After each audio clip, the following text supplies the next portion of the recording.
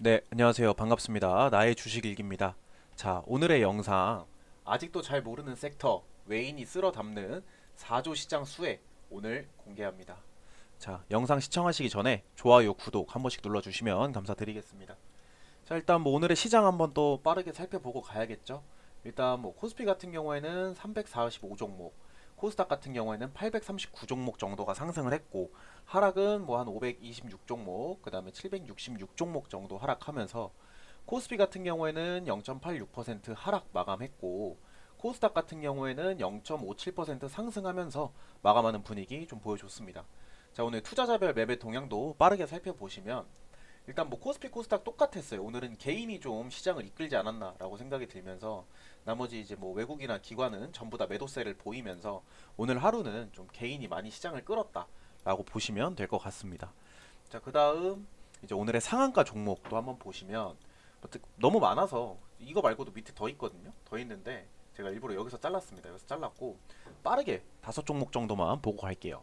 자, 우리넷 같은 경우에는 이제 광통신 관련주죠. 그 다음에 ICH 같은 경우에는 ICH 같은 경우에는 이제 IT 전장 부분 소재 공급망 강화 뭐 그런 이슈로 좀 올랐습니다.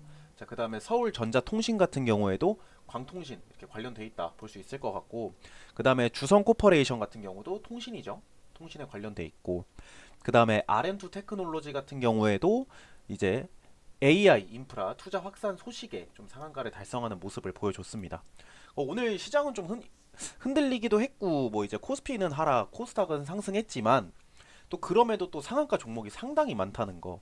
약간 좀 그동안 눌려 있던 좀 반도체 소부장들이 오늘 좀 치고 올라오는 모습을 좀 보여줬죠. 자, 그다음에 달러 시세도 또 간단하게 한번 보고 가시면 자, 달러.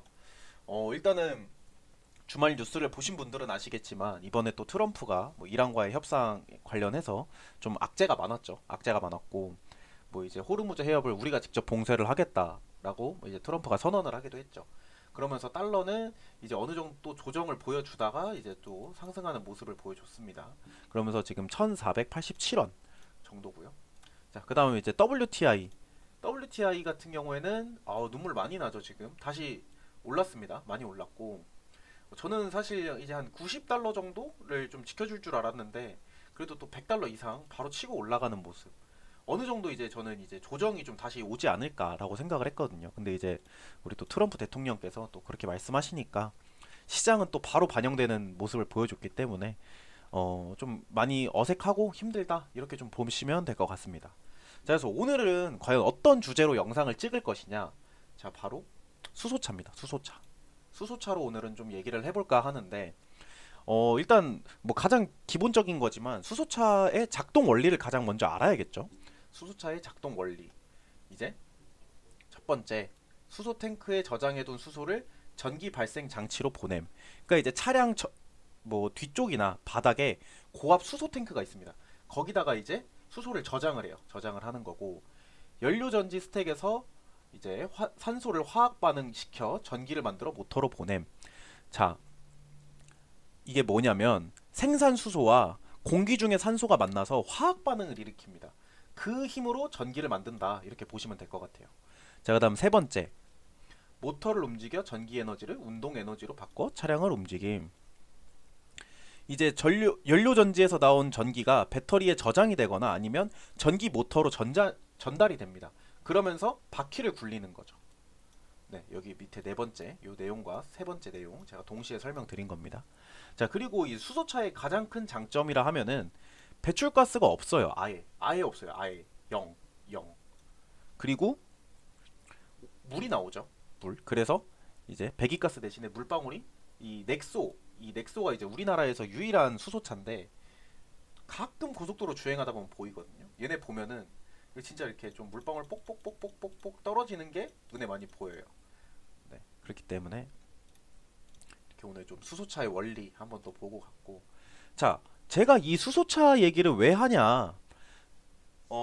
우리 미국 같은 경우에는 화물 운송 시장 있잖아요. 화물 운송 시장이 이게 이제 미국의 화물 운송 시장을 나타내는 이제 매출 그래프인데 자, 보시면 25, 26 엄청나게 많은 매출이 나옵니다. 이게 한국 돈으로 약 70조 정도 되는 거예요. 70조인데 31년에는 약 3%더 상승해서 더 올라가는 모습을 보여줄 것이다 라고 지금 얘기가 나오고 있죠. 자, 미국 화물운송 시장은 현재 불황은 탈출을 하였고 회복 초입 분위기라고 보여집니다. 살아나고 있다고 판단을 할 수 있는 거죠. 자, 수소차 관점에서 연결하면은 이런 시장에서 미국이 장거리 중대형 화물 운송 효율 개선에 더 민감해지기 때문에 전기 트럭만으로는 해결이 어려운 구간에서 수소 상용차 논리가 더 자주 나오고 있다. 지금 현재. 그 말은 무엇이냐? 뭐 전쟁 같은 부분도 있어요. 전쟁 같은 부분도 있지만 기름값이 올라가면 이 물동량이라고 하죠. 물동량이 줄어듭니다. 왜?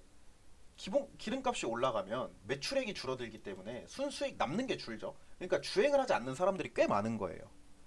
그러니까 어쨌든 저희가 일을 하는 이유가 이제 돈을 벌기 위해서, 급여를 받기 위해서. 하지만 이 트럭 같은 경우에는 쉽게 따지면 예를 들어서 100만 원이라는 돈을 받았을 때, 한 번에 운행에 100만 원을 받았을 때 여기서 이제 기름값을 제하죠. 기름값을 제하고, 한국 같은 경우에는 뭐 보험료를 제하고, 그 다음에 이제 뭐 도로비라 그러죠. 뭐 톨게이트 비용이라던가 이런 걸 제하고, 그 다음에 뭐 이제 혼자 뭐 밥 사 먹고 뭐 이런 부분들을 제해서 나온 금액이 이제 순수익이 되는 구조인데, 여기서 기름값이 천정부지로 상승을 해버렸으니 지금 현재는 차라리 이렇게 돼서 오히려 적자나 돈을 거의 못 벌 바에는 그냥 주행을 하지 않겠다. 요렇게 좀 보여지는 관점이 꽤 많거든요. 그렇기 때문에 이 미국의 이 화물 운송 시장에서 수소차에 관련된 부분들이 정말 많이 있다. 이렇게 좀 보여지고 있고 보여진다고 좀 판단을 하면 될 것 같고. 자, 여기 보시면 또 나와 있죠. 테슬라 전기 트럭 양산전 약점 부각.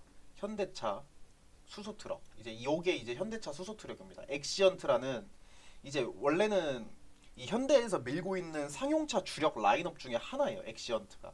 근데 이 엑시언트가 이제 디젤이 원래는 이제 메인 모델입니다. 디젤이 메인 모델인데 요거를 좀 수소로 바꿔서 지금 현재 출시를 하고 있는, 쉽게 생각하시면은 그 제네시스 G80으로 예시를 들겠습니다. G80이 있고, 그 다음에 이게 가솔린이 있고, 그 다음에 디젤이 있고, 그 다음 또 요즘 전기 모델이 또 나오고 있죠. 그런 식으로 보시면 될 것 같아요. 그러니까 모델에서 이제 여러 가지를 나눠서 낸다. 좀 이렇게 보시면 될 것 같아요.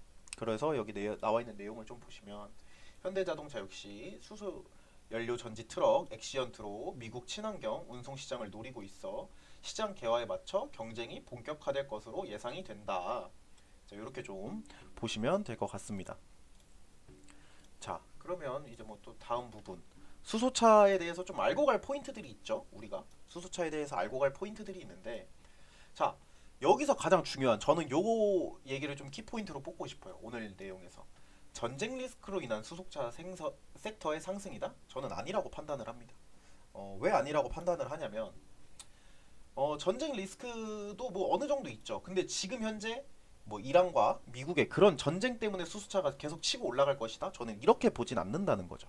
자, 이거는 정확히 따지면은 전쟁 지정학적 리스크가 커질수록 각국이 에너지 안보와 산업 주도권 때문에 수소 생태계를 밀고 그 안에서 버스나 트럭 같은 상용차 쪽을 키우려는 흐름으로 보인다라고 생각을 하시면 될 것 같아요. 그렇기 때문에 전쟁 리스크보다는 이제 뭐 좀 여러 가지 리스크를 생각을 했을 때 각국이 에너지 안보와 산업 주도권 때문에 좀 수소차 섹터가 계속해서 오르지 않을까라고 저는 좀 생각을 하는 겁니다. 그렇기 때문에 요거는 알고 가셔야 될 게 단기간이 아닙니다. 요거는 저는 좀 길게 보시는 게 낫지 않나라고 생각을 하고 있어요.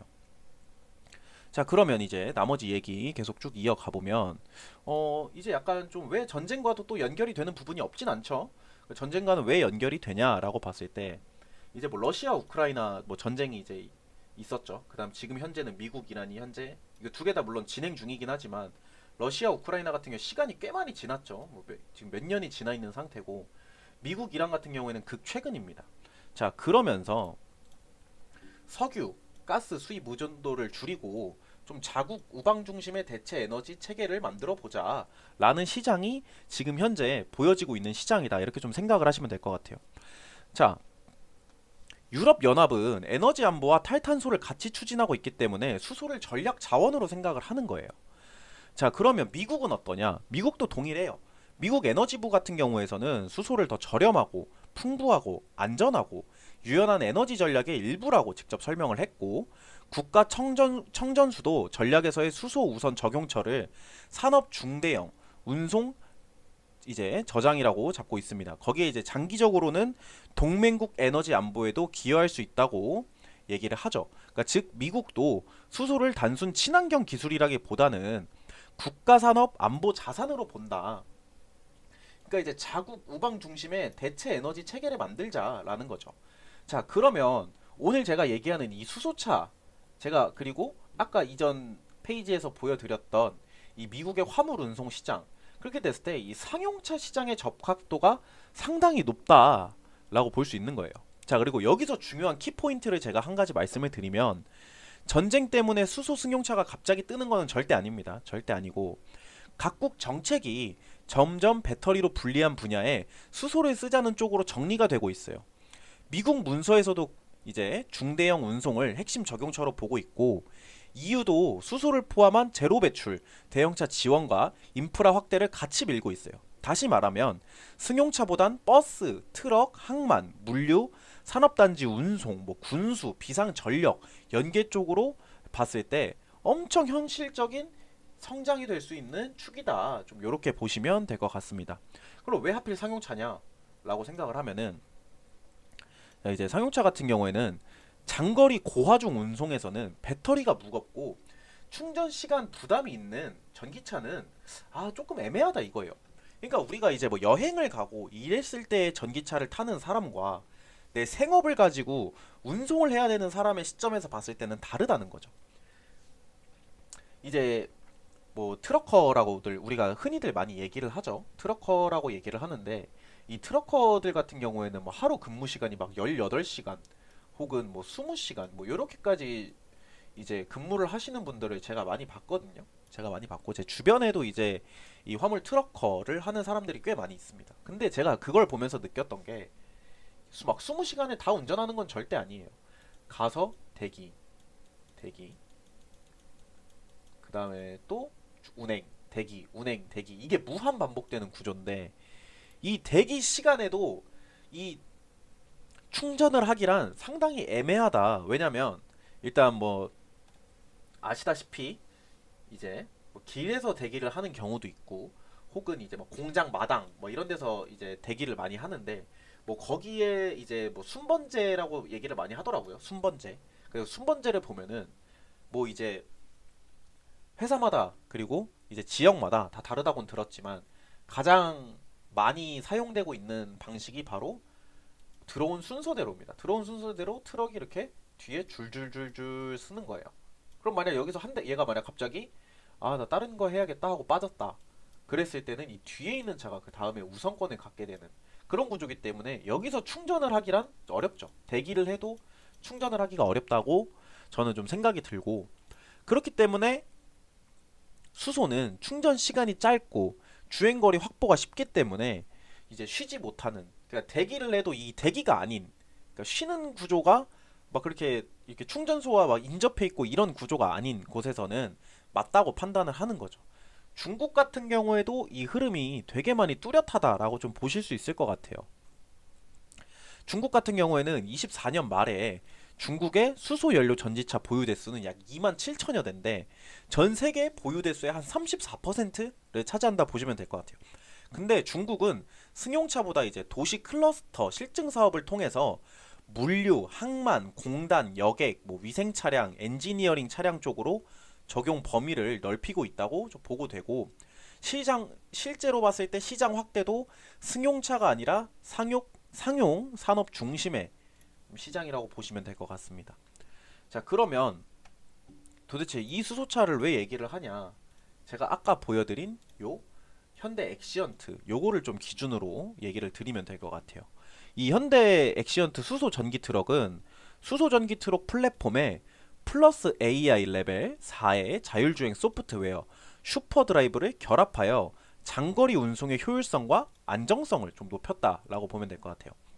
이제 여기서 슈퍼 드라이브는 뭐냐? 슈퍼 드라이브가 도대체 무슨 얘기를 하는 거냐? 특정 구간의 조건에서 운전자의 개입 없이 스스로 주행이 가능한 트럭용 레벨 4 자율주행 시스템입니다.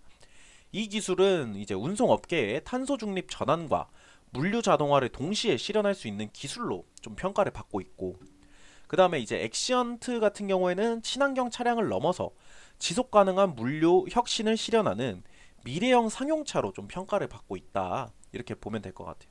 이 차가 그 미국 타임지가 선정한 25년 최고의 발명품이에요. 이 엑시언트가. 자, 그 말은 무엇이냐?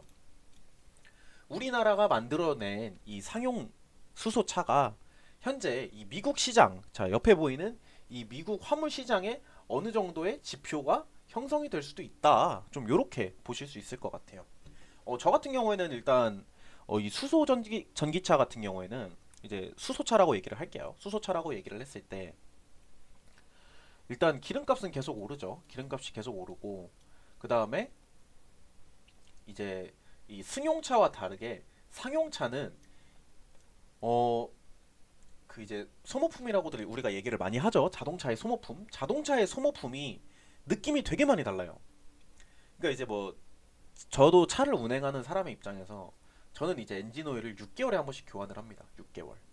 6개월에 한 번씩 교환을 하는데 이 상용차는 이 6개월에 한 번씩 교환할 수 있는 구조가 아닙니다. 엔진 오일이 많이 타야 이제 만 킬로? 제가 봤을 때는 솔직히 만 킬로 이상 타는 거는 힘들다고 생각을 하거든요. 만 킬로? 엔진 오일이 한 번 교체라고 탔을 때. 근데 일단 뭐 화물차 같은 경우에는 뭐 정말 많이 다니는 사람은 뭐 하루에 8, 900km를 달리는 사람도 있는데, 그럼 그게 하루에 8, 900km라고 우리가 단순적으로 계산을 때려봤을 때 너무 높다는 거죠. 이익 비율이. 자, 또 계산기 한번 켜서 보시면, 자, 하루에 800km로 계산을 하겠습니다. 그러면 이제 주 6일 정도 근무를 한다고 칠게요. 그러면은 뭐 달에 한 4번 정도 쉬는 거니까 한 26일 정도 일을 한다고 쳤을 때 2만 킬로입니다. 2만 킬로. 그러면 이론상 보름에 한 번씩 엔진 오일을 갈아야 되는 거예요. 근데 이 수소 전기 트럭 같은 경우에는 엔진 오일이 없죠. 왜? 엔진이 없으니까. 우리 전기차 타시는 분들은 아시겠지만 이 배터리가 있기 때문에 엔진이 들어가지 않습니다. 뭐 모터는 있죠. 모터는 있지만 이 전기차의 장점이라고 하면은 이 소모품 비율을 많이 낮춰준다. 뭐 요런 좀 장점이 저는 있다고 생각을 해요. 뭐 일단은 주유비 같은 경우에는 우리가 이제 이동할 수 있는, 이동을 하기 위해서 필요한 연료비라고 계산을 하겠습니다. 연료비 같은 경우에도 전기차가 확실히 가성비적인 부분도 많죠. 그리고 이 상용 이제 우리가 타고 있는 일반 내연기관 차들은 뭐 엔진 오일도 교체해야 되고 미션 오일도 교체해야 되고 뭐 여러 가지 교체할 잡다할 부분들이 많아요. 근데 이 전기차나 혹은 이 상용차, 즉 친환경 차들은 좀 이런 것에 대한 소모품 비용이 더 절감된다. 좀 요런 효과가 있다. 저는 이렇게 좀 보여지면 될 것 같습니다. 자, 그렇기 때문에 이 엑시언트가 이 미국 시장에서 수혜를 받을 수 있는 가능성이 상당히 높아 보인다. 라는 걸 좀 설명을 드리면서, 그러면 오늘의 추천주는 뭐냐? 바로 현대모비스입니다. 현대모비스. 자, 현대모비스 같은 경우에는 수소연료 전지차 핵심 부품과 시스템을 직접 개발 생산합니다. 그리고 수소차에서 중요한 연료전지, 파워팩, 구동 관련 전동화 부품을 생산한 이력이 있는 회사다. 이렇게 좀 보시면 될 것 같고, 그러면서 24년 현대차가 현대모비스 수소연료 전지 사업을 인수를 했다. 인수를 하면서 현대차 그룹 수소 밸류체인에 연결된 관련 대장주다. 좀 요렇게 보시면 될 것 같아요. 그러니까 이 현대모비스가 그 엑시언트를 만드는 가장 핵심 이 부품들을 만드는 회사다. 좀 요렇게 생각을 하시면 쉬울 것 같습니다. 네, 그 다음에 그러면 또 차트도 한번 봐야겠죠? 차트도 한번 좀 보면서 움직여 보면 일단 이게 현대모비스인데 많이 오르기도 많이 올랐어요. 수소에 대한 섹터가 이슈를 부각을 많이 받았었기 때문에 많이 오르기도 올랐지만, 그러니까 저는 정말 이거를 장기적인 관점에서 봤을 때 전고점과의 거리가 그렇게 멀진 않다. 한 40% 정도만 상승되면 전고점인데 저는 그 이상도 올라갈 수 있지 않을까라고 좀 생각을 해봅니다. 그러면서 여기 보시면 아시겠지만 지금 현재 외인이 계속해서 매수세를 보이고 있습니다. 제가 말했죠. 이 외인이 쓸어 담고 있다. 그러니까 외인이 지금 계속해서 매수세를 보이고 있고, 오늘 같은 경우에는 외인이 시장에서 제가 영상 초반에 말씀드렸지만 외인과 기관이 전부 다 매도세를 보일 때 이 종목만큼은 계속 매수세를 보이고 있다. 그러면서 한번 이제 매도를 했던 이력은 있지만 그 밑에까지도 쭈루룩 계속한 매수세거든요. 이거는 엄청 강하게 매수를 하고 있다 이렇게 보시면 될 것 같은데 얘네가 지금 이 최근 한 요 정도를 봤을 때 이 정도를 잘라서 봤을 때 네. 마땅히 주가의 흐름은 없고 오히려 우하향 패턴이라고 좀 보여지는데도 외인이 쓸어 담고 있다는 거는 이 이후에 장기적으로 추후 상승세가 강하게 보여질 수 있기 때문에 매집을 한다. 좀 요렇게도 판단을 할 수 있거든요. 그렇기 때문에 저는 이 현대모비스 좀 한번 관심 갖고 보시면 좋지 않을까라고 생각이 들면서 오늘의 추천주 다시 한번 보여드리겠습니다. 현대모비스입니다. 현대모비스. 현대모비스고 저는 이제 또 오늘 시장 좀 이겨내신 우리 구독자, 시청자 분들 좀 정말 대단하다라고 말씀을 드리면서 오늘 영상은 또 여기서 마무리 해보도록 하겠습니다. 저는 또 내일 더 좋고 더 재미난 유익한 영상으로 찾아뵙도록 할 테니까요. 영상 다 시청하셨다면 좋아요, 구독 한 번씩 더 부탁드리겠습니다. 영상 여기서 마무리하겠습니다. 녹화 끝!